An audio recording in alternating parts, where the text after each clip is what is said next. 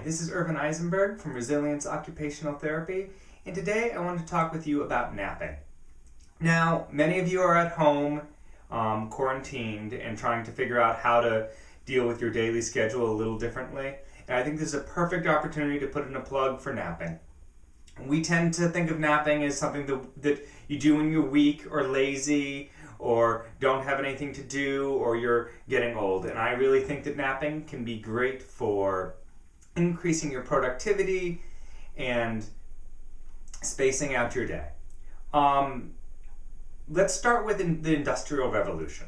So the very concept of monophasic sleep, which is sleeping for one period of time every day, the gold standard that we tend to recommend is 8 hours a day, came about during the Industrial Revolution when everyone was working factory jobs and needed to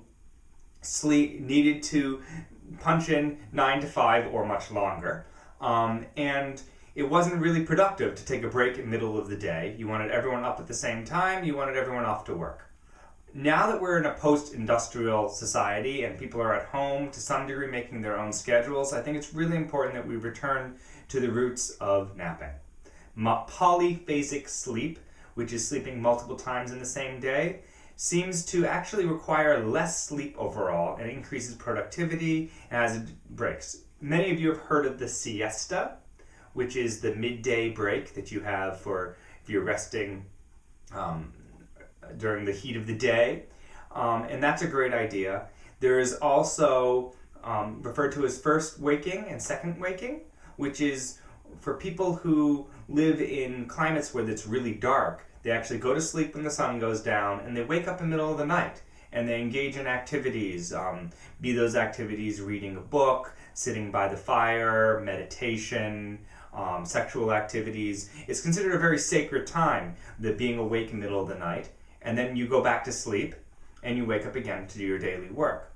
There are a lot of different ways you can structure your day around naps, and I want to give you some basic tips for napping. One is, if you're going to take a nap, try to have it be around midday and either make the nap more than an hour and a half or less than a half hour. If you keep a sleep cycle is about an hour and a half, and if you can get through and complete a whole sleep cycle, that's really great. If you do halfway between that, greater than a half hour, but less than your hour and a half, you're going to wake up very lethargic and not feel well rested. If you can keep your nap under a half hour, then you wake up and you don't have what's referred to as sleep inertia. You aren't sort of in that deeper sleep and feeling groggy, and you may feel well rested. Another tip referred to as a nappuccino is to take a little bit of caffeine or a good amount of caffeine and then take your nap immediately after. It takes about 25 minutes for the caffeine to fully hit your bloodstream.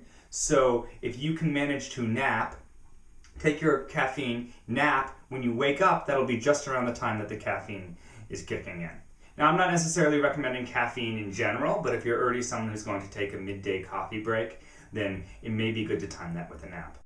That's all I'm going to share about napping for today. If you're interested in this video, please subscribe below and leave some comments about other videos you'd like me to be working on and what you thought of this video.